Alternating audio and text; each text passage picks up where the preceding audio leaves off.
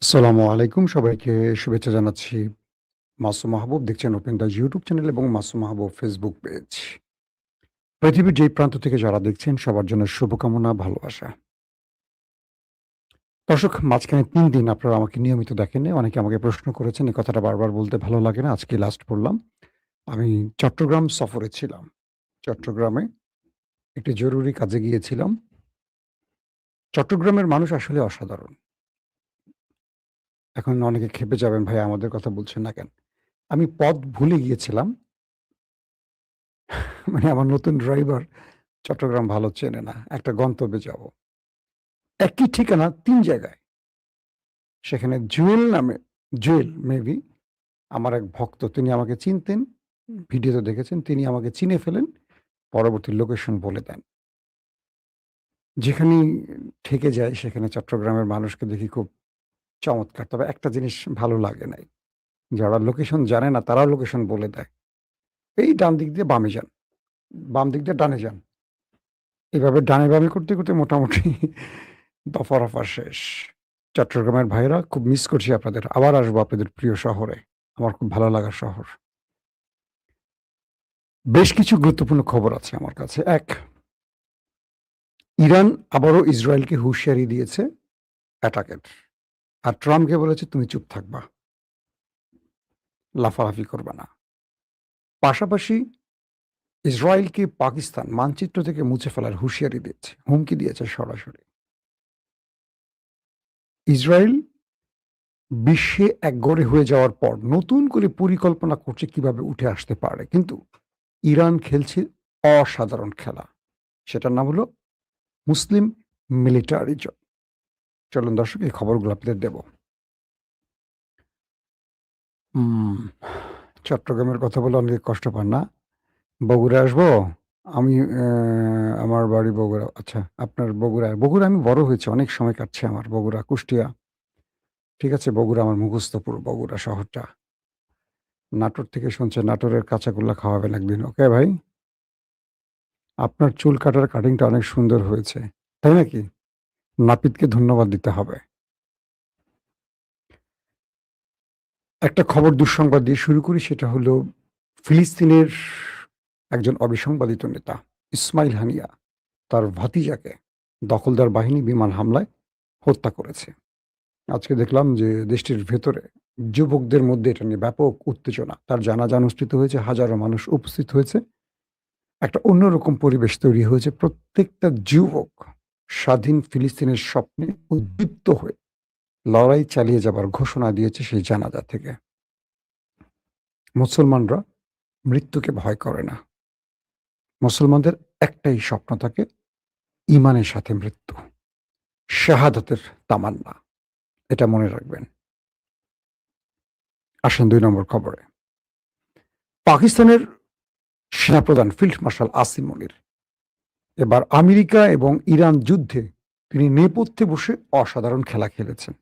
আমি আজকে দুপুর ৩টায় যে লাইভ করেছি সেখানে এই বিষয়গুলো ডিটেইল বলেছি, আপনারা শুনেছেন। যারা না শোনেন নাই তারা শুনবেন যে আসিম মনিরকে হত্যায় ইসরায়েল কি প্ল্যান করেছে, কিভাবে সেটা শেষ পর্যন্ত ভেস্তে যায়। তার পরের আপডেটটা এখন দিব। আমি রিপিট করব না। কিছু তথ্য রিপিট করে আমি পুরোটা বলব।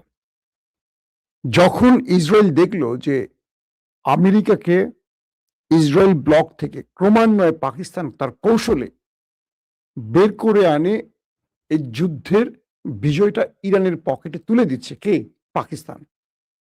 তখন ইসরায়েলের মোসাদ চিন্তা করল যে তারা আস্তে, আস্তে আমেরিকার ব্লক থেকে ছিটকে পড়ছে, বা এই স্বার্থ মানে ইরানের স্বার্থটাই বিজয়ী হচ্ছে। এই যুদ্ধে ইসরায়েল হেরে যাচ্ছে। তখন তারা আসিম মনিরকে হত্যা একটা প্ল্যান করে। এই খবরগুলো রাষ্ট্রীয় গণমাধ্যমের সূত্র ধরে ইরানের গণমাধ্যম প্রকাশ করেছে। তারা বলছে যে সুইজারল্যান্ডে যেই আমেরিকা ইরানের মধ্যে শান্তি চুক্তির স্বাক্ষরের অনুষ্ঠানটি ছিল, সেখানে আসিফ মনিরকে হত্যায় একটা বড় পরিকল্পনা গ্রহণ করা হয় এবং এই কাজটি মোসাদ যখন দায়িত্ব নিয়ে শুরু করবে, এই তথ্যটি চলে যায় পাকিস্তানের ইন্টেলিজেন্স আইএসআইয়ের কাছে। আইএসআই তার চ্যানেলে মোসাদকে বাবার বার্তা দিয়ে দেয়। মানে তাদের ইন্টেলিজেন্স বা গোয়েন্দা সেক্টরের যে চ্যানেলগুলো আছে না, একে অপরের মধ্যে কিন্তু যোগাযোগ থাকে। ধরেন আইএসআই, মোসাদ, সিআইএ, কেজিবি এরকম প্রত্যেকের সাথে বা এমআইটি তাদের একটা ভেতরে যোগাযোগ কানেকশন থাকে কিন্তু। আবার অনেক সময় প্যারালালি একটা সংস্থা আরেকটা সংস্থাকে সহযোগিতা করে। যেমন বাংলাদেশে বা দক্ষিণ এশিয়াতে মোসাদের সবচেয়ে বড় সহযোগী সংগঠনের নাম হলো ভারতের তো আইএসআই মোসাদকে আবার বার্তা দেয় যে তোমরা যদি আমাদের সেনা প্রধানকে কোন রকম টাচ করো আমরা তোমাদের মানচিত্র থেকে মুছে ফেলবো, সাবধান, আমরা ইরান না। আমাদের সেনা প্রধানকে যদি কোনো রকম বা আমাদের কোনো নেতাকে কোনো রকম টাচ করো তোমাদেরকে আমরা মানচিত্র থেকে মুছে ফেলবো, কোনো শক্তি তোমাদের আটকে রাখতে পারবে না। কারণ ইরান পারমাণবিক অস্ত্রের মালিক না, পাকিস্তানের পারমাণবিক আছে। পাকিস্তানের যে ফাইটার জেট আছে বা পাকিস্তান যুদ্ধ বিমান দিয়ে যে খেলা ভারতকে দেখাইছে এটা ইসরায়েল জানে। আবার ইসরায়েলের প্রতি রাগও আছে, কারণ এই ইসরায়েল প্রকাশ্যে ভারতকে সহযোগিতা করে। কদিন আগে যে যুদ্ধটা হলো বুনিয়ানুল মারসুস বা অপারেশন সিঁদুর, সেখানে প্রকাশ্যে ইসরায়েল ভারতকে সব রকম সহযোগিতা করেছে। আর পাকিস্তানকে সহযোগিতা করেছিল তুরস্ক এবং চীন, এবং রেজাল্ট ভারত হেরে গেছে। কোন রকম ডোনাল্ড ট্রাম্পের মাধ্যমে সিজফায়ার করে ভারত শেষ রক্ষাটা পেয়েছে পাকিস্তানের হাত থেকে। তো এই সময় আরেকটি খবর পাওয়া গেছে যে রাশিয়ান গোয়েন্দা সংস্থাও ইরানকে, মানে ইরানের যে বাকের গালিবাফ বা আব্বাস আরাকচি সহ যে প্রতিনিধি দলটি সুইজারল্যান্ডে গেছে তাদের উপর হামলার একটা পরিকল্পনা মোসাদের ছিল। শুধু আসিম মনিরকে নয়, এখানে ইরানের ডেলিগেটকেও একটা টার্গেটের পরিকল্পনা ছিল। সেখানে কিছু সূত্র বলছে যে রাশিয়াও এই তথ্যটি ইরানকে জানায়। পাশাপাশি আইএসআই শুধু আসিম মনির নয়, ইরানের ডেলিগেটের নিরাপত্তাও নিশ্চিত করে। এবং সুইজারল্যান্ডে পাকিস্তান যে অ্যাম্বাসি আছে সেখানে তথ্যটি নিশ্চিত করা হয়। পাশাপাশি ইরান পাকিস্তানের মধ্যে এই বিষয়টি নেপথ্যে ব্যাক চ্যানেলে আলোচনা হয় যে মোসাদ ওত পেতে আছে। পরবর্তী সুইজারল্যান্ড সরকারকে এই বিষয়গুলো ইরান বা পাকিস্তানের দূতাবাস থেকে জানানো হয় যে আপনাদের এই বিষয়ে অবগত করছি, আপনাদের নিরাপত্তার দায়িত্ব আপনাদের। যদি কোনো কারণে আমাদের কোনো বিশ্ব নেতার আঘাতপ্রাপ্ত হয় এটার মাসুল অনেক হার্ড দিতে হবে আপনাদের। বিষয়টা হলো যে পাকিস্তান তার সেনাপ্রধান না, ইরানের নিরাপত্তার নেপথ্যে কাজ করেছে। অর্থাৎ এখানে বলা যায় যে পাকিস্তানের গোয়েন্দা সংস্থার একটা বিশাল বিজয় হয়েছে মোসাদের বিরুদ্ধে। কারণ এরা গুপ্ত হত্যা পৃথিবীতে নাম্বার 1 মোসাদ। দেখবেন যে বিভিন্ন দেশে ঢুকে এরা গুপ্ত হত্যা চালায়। তো সেই পরিকল্পনাটাকে ভেস্তে দিয়েছে পাকিস্তান।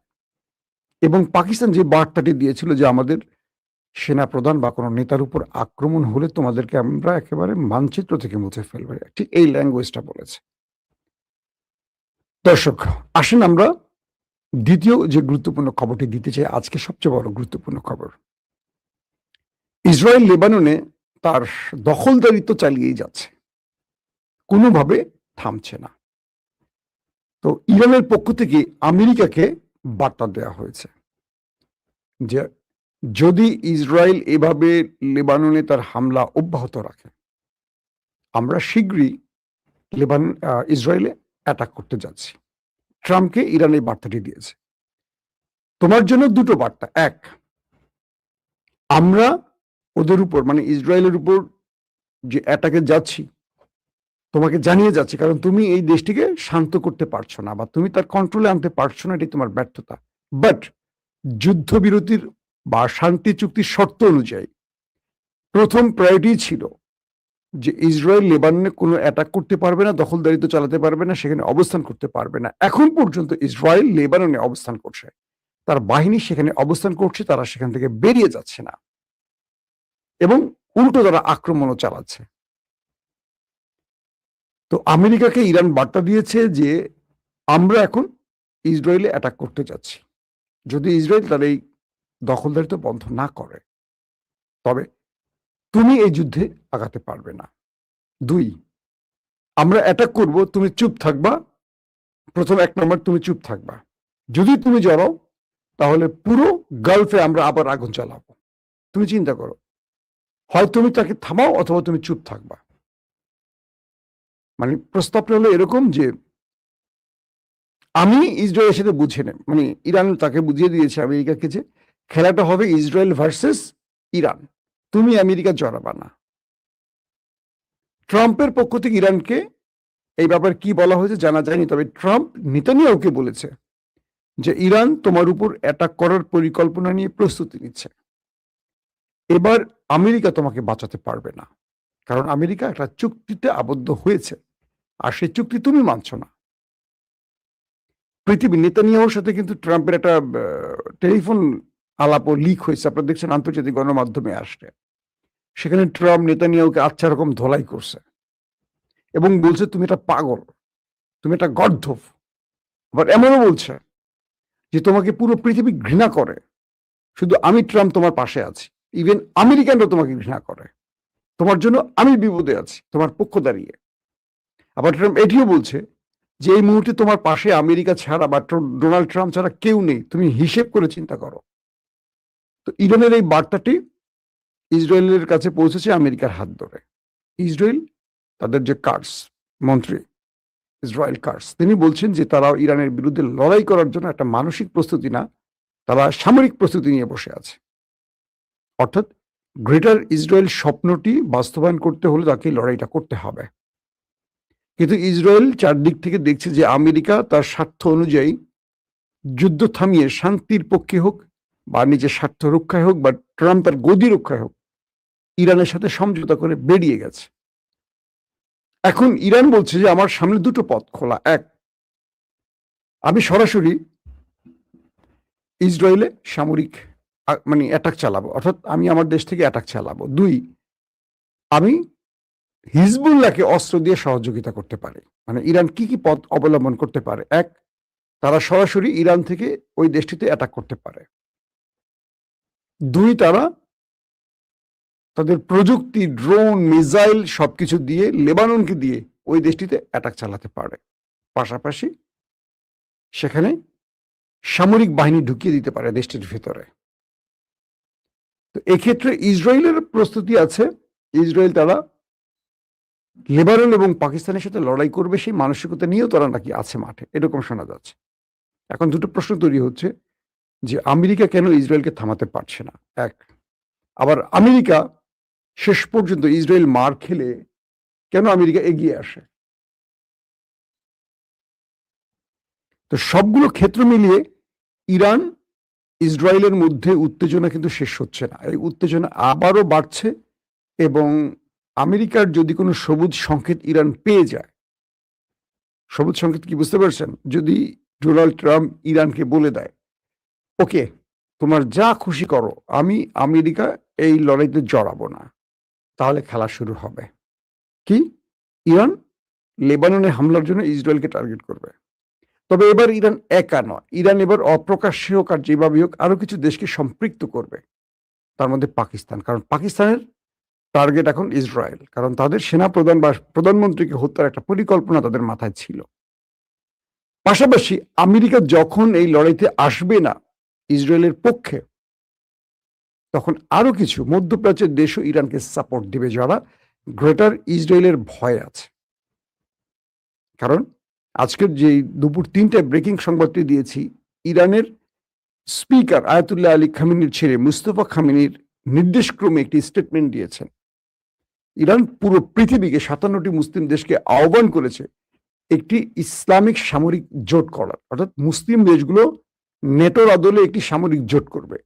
একটি দেশ আক্রান্ত হলে সব দেশ একসাথে শত্রুর বিরুদ্ধে লড়াই করবে। এই প্রস্তুতি নিয়ে ইরান কিন্তু একটি জোটের পরিকল্পনা নিয়ে সামনে আসে। ইতিমধ্যে ইরানকে নেপথ্যে অনেক দেশ এই ব্যাপারে সমর্থনও দিচ্ছে। তার মানেটা কি দাঁড়াচ্ছে? মানেটা দাঁড়াচ্ছে ইরান বসে নেই। যারা আমার ওই ভিডিওটা দেখতে চান দুপুর 3টায়, সেখানে ডিটেল তথ্য আমি দিয়েছি। তো ইরানের এই মুহূর্তে প্রধান টার্গেট হলো মুসলিম বিশ্বের বা আরব দেশগুলোকে নিয়ে একটি সামরিক জোট তৈরি করা, যে জোটটি আমেরিকার বিরুদ্ধে নয় ইসরায়েলের বিরুদ্ধে মূলত প্রস্তুত থাকবে। কারণ এই জোটটি হলে আমেরিকা চুপ হয়ে যাবে। আমেরিকা শক্তের ভক্ত, নরমের জম। যখনই ইরানের কাছে ধোলাই খেলো, আমেরিকা কিন্তু সিজ ফায়ার করে শান্তি চুক্তি করে চলে গেল, দেখলেন আপনারা। কিন্তু দুর্বল দেশগুলো যারা প্রত্যুত্তর দিতে ভয় পায় বা যে নীরব থাকে, তাদের উপর কি করে, যেমন আফগানে 20 বছর থেকে গেছে, ইরাককে ধ্বংস করে ফেলেছে। তো ইরান এই বিজয়টাকে, তার যে আমেরিকা ইসরায়েলের বিরুদ্ধে বিজয়, এই বিজয়টাকে সেলিব্রেট করতে চায় কিভাবে? তারা দ্রুত একটি সামরিক জোট করতে চায়, মুসলিম সামরিক জোট। কারণ পরাশক্তি হিসেবে আমেরিকার পতন প্রায় অনিবার্য, পতন হয়ে গেছে অর্ধেক, এখন ধাক্কা দিলে তাসের ঘরের মতো পড়ে যাবে। তো এই সময়টা ইরান কাজে লাগাতে চায় খুব দ্রুত, তাই বিশ্বকে আহ্বান জানিয়েছে, আসো আমরা এই কাজটি করি। এখন এই কাজটিতে যদি তুরস্ক, সৌদি আরব, পাকিস্তান জড়িয়ে যায়, বাকি মুসলিম দেশগুলো আসবে, চলে আসবে। আর এটি যদি সম্ভব হয়, কারণ এটির বিকল্প নেই, ইসরায়েল কোনোভাবে মুসলিম সামরিক জোট হতে দেবে না। ইসরায়েল দেবে না পৃথিবী উল্টে গেলেও, কিন্তু ইসরায়েলকে ব্যর্থ করতে মুসলিম দেশকে এটা করতে হবে। যদি এটা করতে পারে, আগামী দিনে গ্রেটার ইসরায়েল বাদ দেন, ইসরায়েল মধ্যপ্রাচ্যে ফিলিস্তিন এটা টোকা মারতেও 14 বার চিন্তা করবে। এখন ইরান কি সাকসেস হবে? ইরান কি পারবে মুসলমানদের, বিশ্বাসঘাতক মুসলমানদেরকে এক করে যে সামরিক জোটের পরিকল্পনা করছে আয়াতুল্লাহ আলী খামেনির ছেলে মুস্তফা খামেনির স্বপ্ন অনুযায়ী এটি সম্ভব হবে? এটি যদি সম্ভব হয়, আরবের সাথে যদি ইরানের মধ্যে সম্পর্ক তৈরি হয় আর বিরোধ গুচে যায়, তাহলে আরো অনেকগুলো দেশ একটা প্ল্যাটফর্মে আসবে। এটা আমেরিকারও ভয় যে ইসরায়েলকে যদি মুসলিম বিশ্ব এক ঘরে করে ফেলে, তাহলে মধ্যপ্রাচ্যে আমেরিকার অস্তিত্ব শেষ। আবার গালফ কান্ট্রিগুলো আমেরিকাকে আর চাচ্ছে না, এরকম ইঙ্গিত মিলছে। আস্তে আস্তে তারা চাপ দিচ্ছে যে তুমি তো আমাকে নিরাপত্তা দিতে পারো নাই, এখন তুমি চলো, আউট, বিদায় হও। হয়তো জোরে সোরে বলছে না, ধীরে ধীরে বিভিন্ন কাজের মাধ্যমে বলছে, অল্প অল্প করে বলছে। তার মানে এখন একটা সামরিক জোট খুব দ্রুত হওয়ার সুযোগ তৈরি হয়েছে, এবং ইরান যেটি চাইছে এটি যদি সম্ভব হয়, মুসলমানদের বা মুসলমানরা আগামীতে বিশ্ব শাসন করবে। কাগজে লিখে রাখেন। আল্লাহ হাফেজ।